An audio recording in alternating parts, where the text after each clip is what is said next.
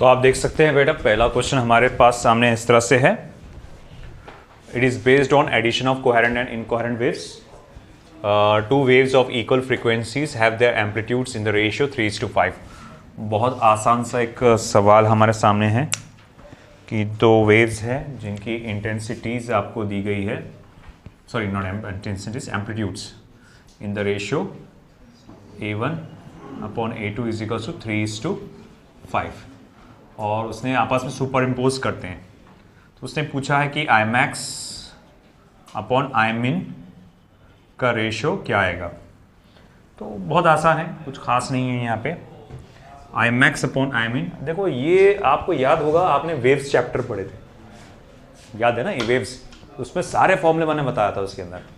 Even Imax upon Imin का भी बताया था मैंने। जैसा Imax अपॉन Imin मैं इसको ऐसा लिख सकता हूँ, Amax का स्क्वायर अपॉन Amin का स्क्वायर, है ना। Amax क्या होता है, A1 प्लस A2 का whole square, A1 minus A2 का होल स्क्वायर। ओके, अब कई लोग गलती क्या करते हैं, A1 3 है A2 5, ऐसा नहीं है बेटा, ये A1 का रेशियो है 3:5। तो आप एक काम करो, यहाँ से A2 कॉमन निकालो। तो A2 का स्क्वायर मैं कॉमन निकालूंगा तो यहाँ क्या बचेगा, A1 अपॉन A2 प्लस 1 का होल स्क्वायर। यहाँ से भी A2 कॉमन निकालो तो क्या बचेगा, A1 अपॉन A2 माइनस 1 का होल स्क्वायर। A2 स्क्वायर क्या हो जाएगा, कैंसिल। फिर आगे फर्दर क्या, A1 अपॉन A2 यानी कि 3/5 plus 1 whole square, 3/5 minus 1 whole square, 3/5। अब 3 प्लस 5 कितना होता, 8/5, है ना, 8/5। और 8/5 का स्क्वायर क्या हो जाएगा, 64/25। 3/5 माइनस 1 ये क्या हो जाएगा, -2/5। और -2/5 का स्क्वायर क्या होता है बेटा, 4/25। तो 16:1 आ जाएगा। 64/4 क्या हो जाता है, 16:1। आ समझ में। अब सिमिलर टू दैट आप एक और आपको इसी तरह से क्वेश्चन दिया, बल्कि वही क्वेश्चन है आई थिंक सो, इसमें थोड़ा सा वेरिएशन आया, मुझे से गलत डाल दिया मैंने, चलो डन दो। Amplitudes are 5 and 3 units. तो दो वेव्स है जो आपस में इंटरफियर कर रहे हैं, एक का एम्पलीट्यूड 5 यूनिट्स है, दूसरे का एम्पलीट्यूड 3 यूनिट्स है। उसने बोला है कि Amax अपॉन Amin निकालो। सबसे पहले जब आप Amax अपॉन Amin निकाल रहे हैं तो simply A1 plus A2 upon A1 minus A2 होता है। तो अब तो ये डायरेक्ट 5 और 3 दिया हुआ है, तो 5 प्लस 3 8 और ये 2, यानी कि आपका हो जाएगा 4:1 Amax अपॉन Amin। और अगर मैं बोलूँगा ठीक है what is Imax upon Imin, अगर मैं ये कैलकुलेट करने बैठूँ तो वो हो जाएगा Amax अपॉन Amin का स्क्वायर, Amax का स्क्वायर Amin का स्क्वायर, दैट विल बी 16:1।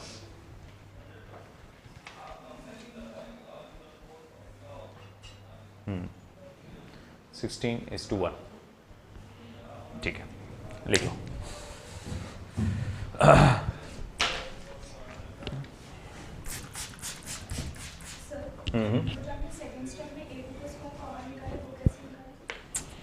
जैसा कि अगर मैं मान लो कि यहाँ पर मैं इसको A2 को कॉमन निकालता हूँ, या फिर जैसे समझ लो ऐसा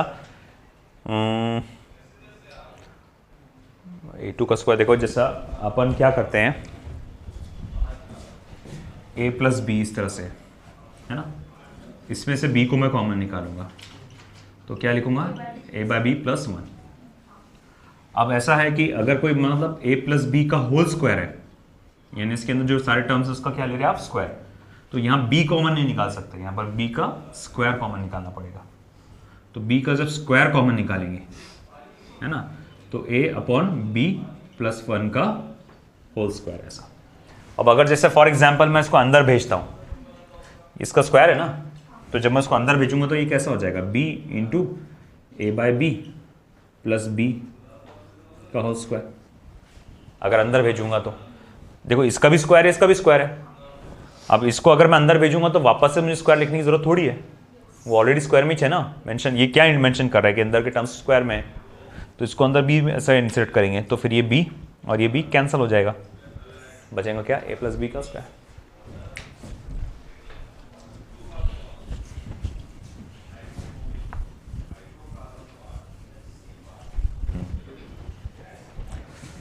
सो ये पहला वाला हो गया सभी का। तो यहां हमारा जो प्रॉब्लम चल रहा है बस वो addition of coherent and incoherent waves से रिलेटेड चल रहा है। अभी यंग्स डबल स्लिट एक्सपेरिमेंट पे हम लोग अभी आए नहीं हैं।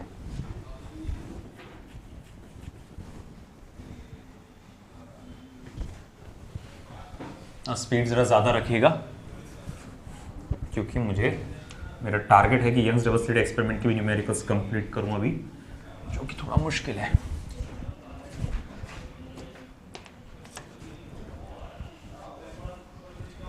Next,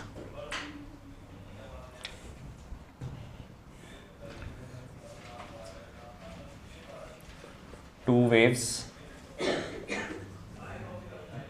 represented by the following equation, represented by the following equations। कौन सी इक्वेशन से देखिए भाई, पहला है y1 is equals to 3 sine 2 pi 10t minus 0.1x and y2 is equals to 6 sin 2 pi 20t minus 0.2x. The ratio of maximum and minimum intensity is, the ratio of maximum and minimum intensity is। अब यहाँ waves को equation के form में दिया है। अब यहाँ पर कई लोग कंफ्यूज हो जाएंगे, सर इसको कैसे करना। अरे कोई टेंशन नहीं, ये अलग अलग, ये सिर्फ फेज डिफरेंस है, ये फेज एंगल्स है, आप इस पे फोकस करो। ये क्या है, 3 और 6 क्या है तुम्हारे एम्पलीट्यूड्स है। तो मैं कहूँगा दो वेव्स, पहली वेव का एम्पलीट्यूड क्या है, वो है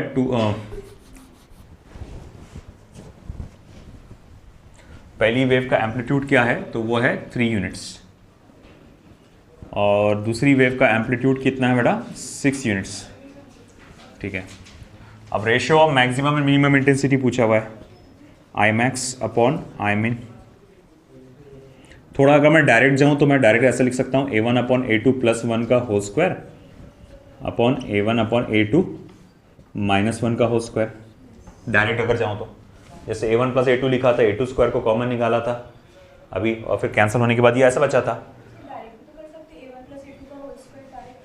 अरे हाँ, ये वैल्यूज है, रेशियो नहीं है, सॉरी मैं रेशियो समझा इसको, माय मिस्टेक, कि ये रेशियोज नहीं है, वैल्यूज दी हुई डायरेक्ट। तो अपन असल में ज़्यादातर वैल्यूज दी रहती है, रेशियोज दिया रहता है ना, इसलिए वो हो गया। A1 plus A2 upon A1 minus A2 का स्क्वायर, इतना फिर झंझट ही नहीं है इसके अंदर। 3 प्लस 6 9, 9 का स्क्वायर क्या होता है 81, 3 माइनस 6 माइनस 3 उसका स्क्वायर क्या हो जाएगा 9, 81 अपॉन 9 क्या हो जाता 9, 9:1। आया समझ में, वेरी सिंपल।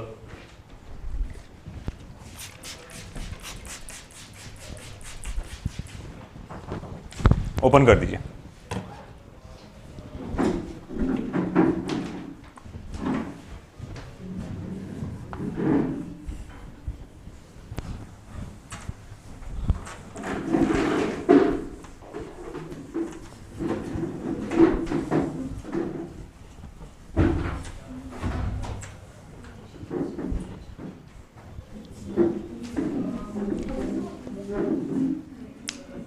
आगे आ जाओ, आगे आगे आगे आगे, पूरा खाली है ना। चलो तीनों भी आगे आओ, आराम से वायर्स देख के। तुम उधर फिट हो जाओ लिसा, आई मीन चले जाओ।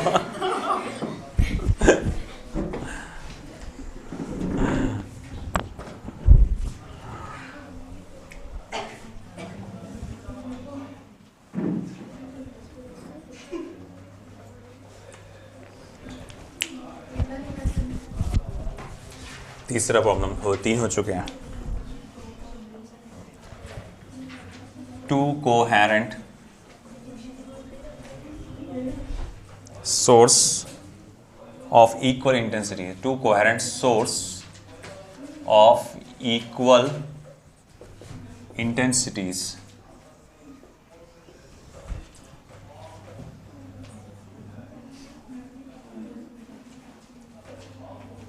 and frequency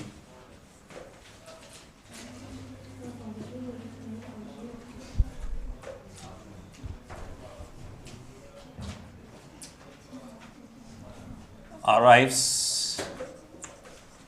at a point, comma, where they differ in phase,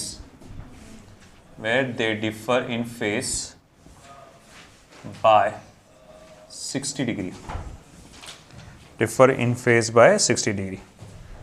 Full stop. What is resulting intensity? What is resulting intensity?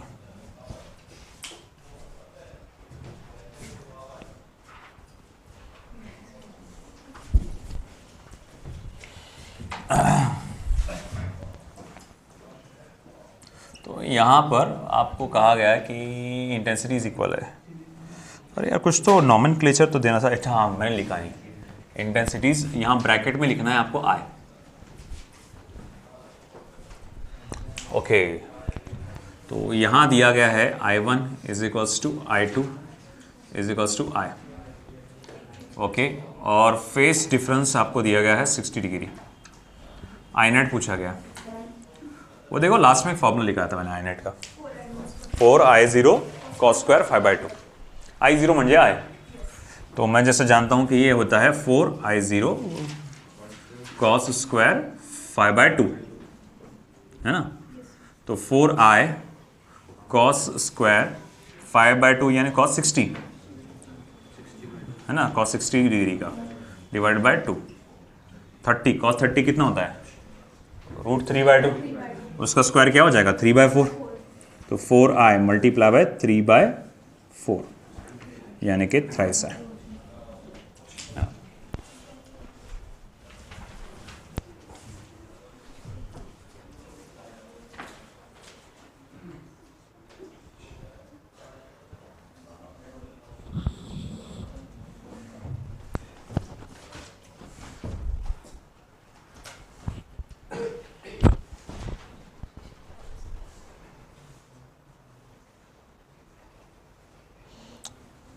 Just a moment, लिखो सब, जल्दी जल्दी लिखो। तो तुम्हारे सामने क्वेश्चन ऐसा है, the two coherent sources of equal intensities produce maximum intensity of 100 units. अब अगर मैं यहां देखूं, दो कंडीशन है, तो मैं कंडीशन नंबर 1 के हिसाब से चलता हूं। कंडीशन नंबर 1 देखो, जैसे कि आप जानते हैं नेट इंटेंसिटी का फॉर्मूला क्या आता है, 4I0 cos स्क्वायर 5/2। अगर इंटेंसिटीज इक्वल रहे तो, if I1 is equals to I2 is equals to I0, उस सिचुएशन में, है ना, उस सिचुएशन में ये फॉर्मूला ऐसा आता है। तो मैं यहां लिख सकता हूं, देखो I max जो रहेगा वो रहेगा सिर्फ 4 टाइम्स ऑफ I0 के बराबर। ये क्या रहेगा, 4 टाइम्स ऑफ I0। बोले ऐसा क्यों, अरे देखो नेट इंटेंसिटी का फॉर्मूला ये है, जब दोनों इंटेंसिटीज कैसी हो, सेम हो। तो मैं बोलूंगा नेट इंटेंसिटी 2 फैक्टर्स पे डिपेंड करती है, एक I0 पे और एक कॉस वाले फैक्टर पे। जब ये मैक्सिमम रहेगा तब ये ऐसा आ जाएगा, है ना। तो ये I max का फॉर्मूला नहीं, अगर ऐसा समझ में आया तो मैं एक और बता देता हूं आपको।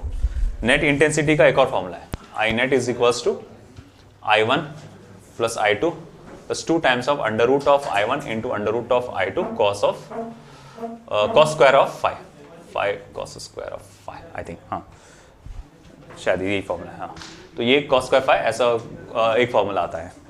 cos फाइव है ना, cos फाइव तो cos फाइव, फिर बाद में इसको जब आप सॉल्व करेंगे तो घुमा फिरा के वो वही जाएगा आंसर।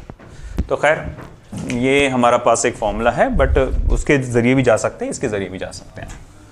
तो मैंने कहा कि ठीक है भाई, I max is equals to 5/4 times of I0, और अगर आपको याद होगा उसने ऑलरेडी मेंशन किया है कि I4 वो वैल्यू कितनी है, 100 यूनिट्स है। क्वेश्चन में खुद मेंशन किया उसने, बोले कहाँ है ये, क्या है ना, मैक्सिमम इंटेंसिटी ऑफ 100 यूनिट्स। जो इंटेंसिटी है मैक्सिमम, उसकी वैल्यू कितनी है, 100 यूनिट्स। तो मैं यहाँ लिख सकता हूँ therefore I0 is equals to क्या हो जाएगा, 25 यूनिट्स। I0 की वैल्यू क्या हो जाएगी, 25 यूनिट्स। चलो इस बात को ध्यान में रखते हैं, इक्वेशन नंबर 1 करके मैं डिनोट कर देता हूँ कि मेरे पास I0 की वैल्यू आ चुकी है। Okay, not further, what further, condition number 2, थोड़ा इधर लिखते हैं, कंडीशन नंबर 2। सो कंडीशन नंबर 2 में क्या दिया हुआ है, देखो I1 तो I0 ही है, I1 तो I0 ही है, मगर I2 जो है देखो उसकी जो इंटेंसिटी है 36% से रिड्यूस कर दी गई है। अगर 36% से रिड्यूस कर दी गई है तो अब है कितनी, 64%। तो मैं बोल सकता हूं 64% ऑफ I0, यानी 0.64 टाइम्स ऑफ, या 64/100 बोल सकते हैं आप, टाइम्स ऑफ I0। ठीक है, ये नई वाली इंटेंसिटी है। अच्छा, उसने कहा है कि अब वो बताओ द इंटेंसिटी ऑफ, अब देखो फेस एंगल जो तो पुराना था वही रहेगा। उसने बोला कि अब इंटेंसिटी उस पर्टिकुलर पॉइंट पे क्या होगी वो पता लगाओ। उसने मैक्सिमम इंटेंसिटी दिया था ना पहले, है ना, तो अभी भी मैक्सिमम ही देगा। तो अगर अभी भी मैक्सिमम देगा तो मैक्सिमम इंटेंसिटी के लिए डायरेक्ट फॉर्मूला क्या है अपने पास, √I1 प्लस √I2। तो मेरे पास I max का फॉर्मूला जो आएगा ये आएगा √I1 प्लस √I2 का होल स्क्वायर आएगा ना, √I1 प्लस √I2 का होल स्क्वायर। तो √I1 क्या है, √I0, और ये है 0.64 √I0 का होल स्क्वायर। ये हो जाएगा √I0 प्लस 0.64 का स्क्वायर रूट क्या आएगा, 0.8। तो 0.8 टाइम्स ऑफ I0 का होल स्क्वायर, नहीं 0.08 होगा वो, आई थिंक, नहीं बराबर है। अच्छा 0.64 का 0.8 का स्क्वायर करेंगे तो 0.64 बराबर है 0.8 I0। तो फिर ये हो जाएगा कितना, 1.8 I0 का होल स्क्वायर। हाँ, √I0, सॉरी, √I0 का होल स्क्वायर। अच्छा, √I0 यानी कि क्या है, I0 कितना है 25, उसका स्क्वायर रूट करेंगे तो क्या आएगा 5। तो 1.8 मल्टीप्लाई बाय 5 का होल स्क्वायर कितना होगा ये, 90, 9, 18, हाँ 1.8 मल्टीप्लाई बाय 5 बराबर, तो ये आ जाएगा 9, और 9 का स्क्वायर क्या होता है 81। तो इसका आंसर आना चाहिए 81 यूनिट्स, है ना, 81 यूनिट्स इसका आंसर आना चाहिए।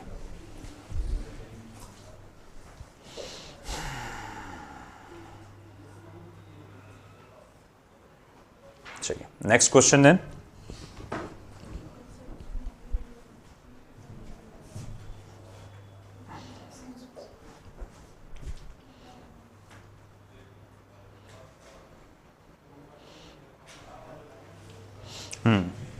अब थोड़ा सा condition for constructive and destructive interference से रिलेटेड कुछ है।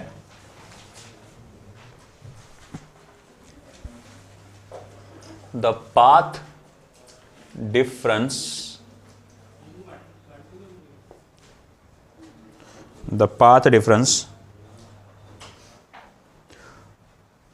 produced by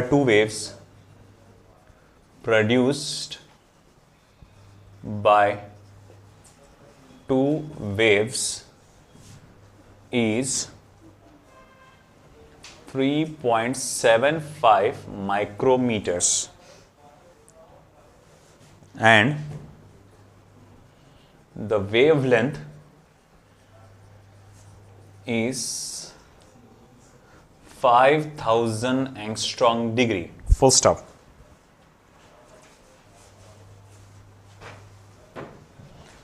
Then determine whether the point is bright or dark। तो पता लगाओ कि वो पॉइंट ब्राइट है कि डार्क है। तो कैसे पता लगाएंगे? कुछ नहीं, बहुत आसान है। सबसे पहले क्या क्या दिया हुआ है हम लोग उसको नोट कर लेते हैं। मुझे यहां पाथ डिफरेंस दिया हुआ है, वो कितना दिया हुआ है? 3.75 माइक्रोमीटर्स, यानी कि 3.75 इंटू 10⁻⁻⁶ मीटर्स। वेवलेंथ दी गई है 5000 एंगस्ट्रॉम डिग्री, 5 इंटू 10⁻⁻7 मीटर्स। आपको उसका नेचर ऑफ पॉइंट पता लगाना है, ब्राइट है कि डार्क है। कैसे पता लगाएंगे? Very simple. आप क्या करो, पाथ डिफरेंस को n λ/2 से इक्वेट करो। पाथ डिफरेंस को n λ/2 से इक्वेट करो। अगर ये n एक इवन नंबर आया, याद होगा आपको पाथ डिफरेंस की कंडीशन में मैंने लिखाया था even multiple of λ/2 constructive interference के लिए, और डिस्ट्रक्टिव इंटरफेरेंस के लिए क्या था? Odd multiple of λ/2। तो अगर ये n अगर एक इवन नंबर निकला तो ये एक ब्राइट पॉइंट है, और अगर ये n एक ऑड नंबर निकला तो ये डार्क पॉइंट है। तो चलिए शुरू करते हैं। सबसे पहले 3.75 करके मैं लिखूंगा। ये n और 5 इंटू मैं इसका पावर लिखना रह गया।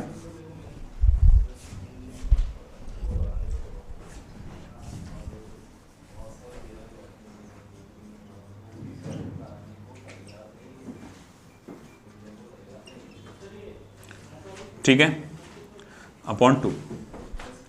अब ऐसा है कि देखो मैं क्या कर सकता हूं, 3.75 को 37.5 इंटू 10⁻⁻7 लिख सकता हूं,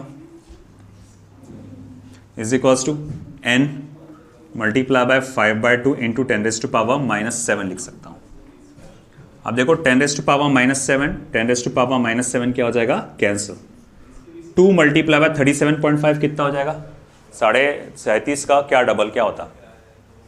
37.5 मल्टीप्लाई बाय 2 कितना होगा? 5 से डिवाइड कर लो पहले, फिर 2 से मल्टीप्लाई कर दो। n कितना आ रहा पूरा बताओ मुझे? 15। तो कैपिटल N की जो वैल्यू आ रही है वो क्या है? 15 है ना, ऑड नंबर आ गया। अब ये तो क्लियर हो गया कि ये एक डार्क बैंड, मगर एक और चीज पता लगाना है, ये कौन से नंबर का डार्क बैंड है ना। तो मैं क्या लिखूंगा? ऑड नंबर का फॉर्मूला क्या आता? Twice n minus 1 is equals to 15। तो twice n is equals to 16, n is equals to 8। Therefore the given point is 8th dark band. तो जो दिया हुआ पॉइंट है वो क्या है? 8th डार्क बैंड है। आई बात समझ में आपको? ये 8वें नंबर का डार्क बैंड है।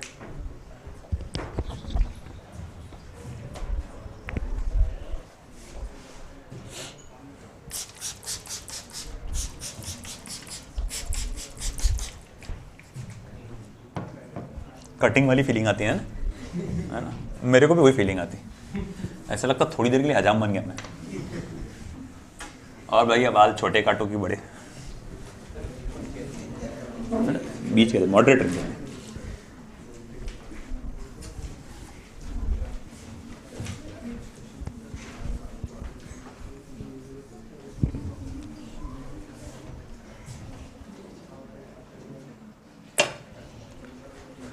Astaghfirullah. Next.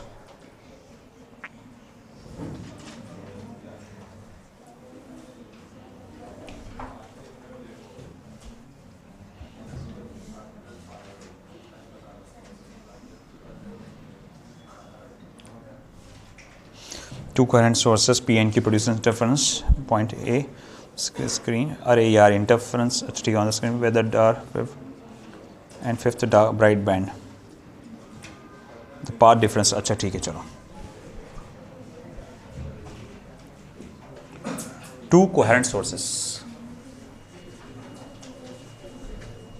To coherent sources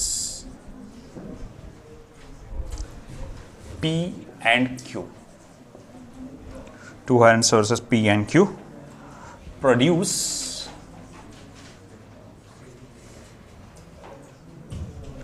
interference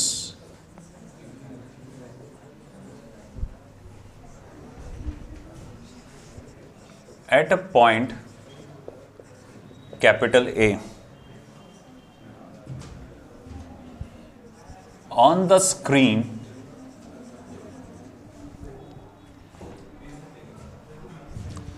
where there is a dark band which is formed between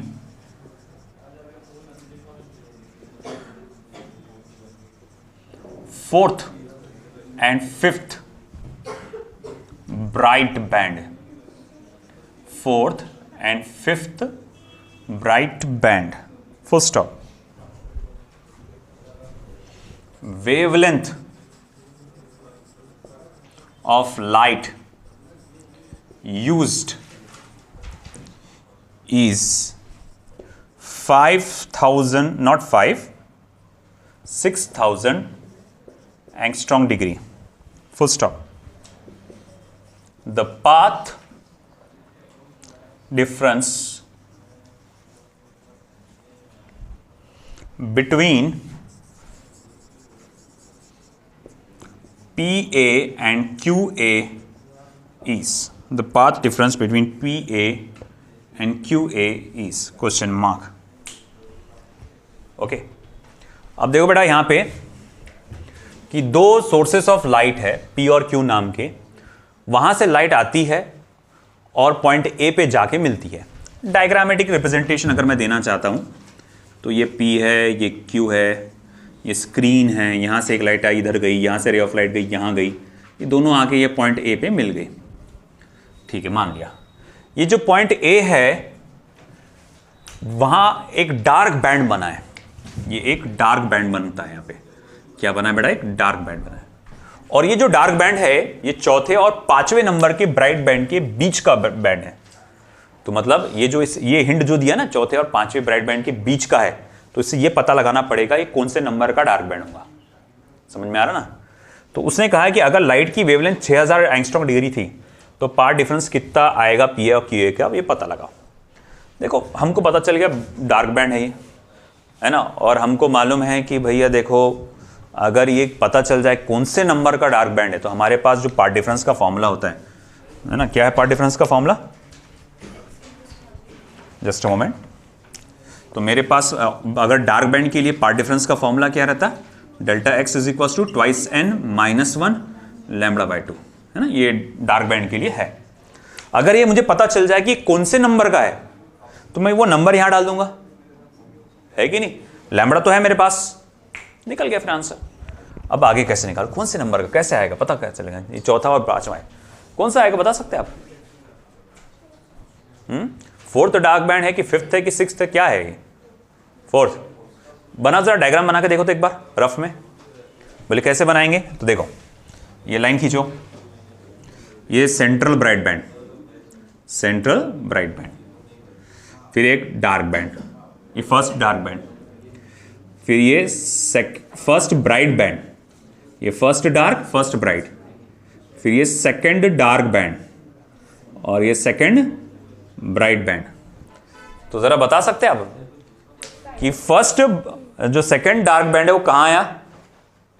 second dark band कहां आया? सेकंड ब्राइट बैंड के पहले और फर्स्ट ब्राइट बैंड के बीच में, है ना। तो मैं बोलूंगा देखो ये कौन से नंबर का है? फोर्थ और फिफ्थ के बीच का है, फोर्थ और फिफ्थ। तो ये कौन से नंबर का डार्क बैंड होगा? पांचवें नंबर का। अरे भाई देखो ना, दूसरा डार्क बैंड के ऊपर क्या आता, पांचवा ब्राइट बैंड, और सॉरी दूसरे नंबर का डार्क बैंड उसके ऊपर क्या आ रहा, दूसरा ब्राइट और पहला डार्क। नहीं समझा? अरे सीक्वेंस देखो, चलो एक और ले लेते हैं अपन।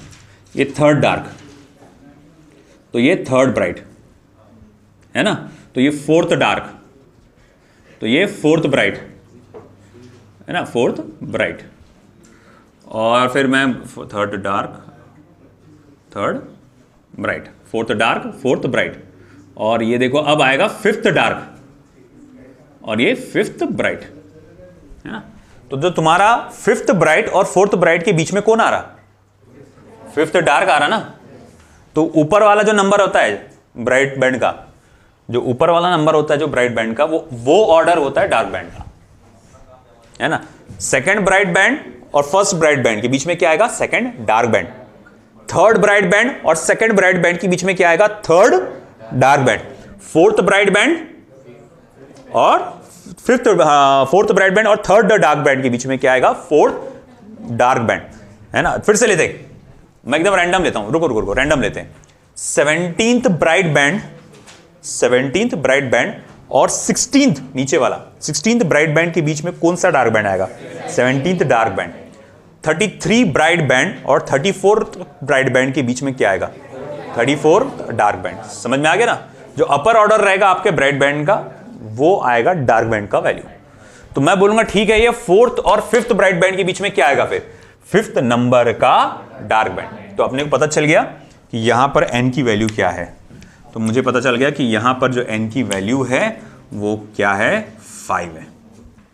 तो delta x is equals to 2 multiply by 5 minus 1 6 into 10⁻⁻7 upon 2। 2 5 है 10, 10 माइनस 1 कितना होता है, 9, 9 मल्टीप्लाई बाय 3 इंटू 10⁻⁻7 यानी 27 इंटू 10⁻⁻7 मीटर्स, यानी 2.7 माइक्रोमीटर्स, 2.7 माइक्रोमीटर्स। आई बात समझ में। तो इस तरह से ये हमारा आंसर आ गया। ओके, अब यहां पर हमारे जो न्यूमेरिकल्स है based on addition of coherent incoherent waves, ये कंप्लीट हुए। अब अगला सेट जो आएगा वो आएगा आपका इंटरफेरेंस वाले concepts, Young's double slit experiment से। ठीक, लिख लो।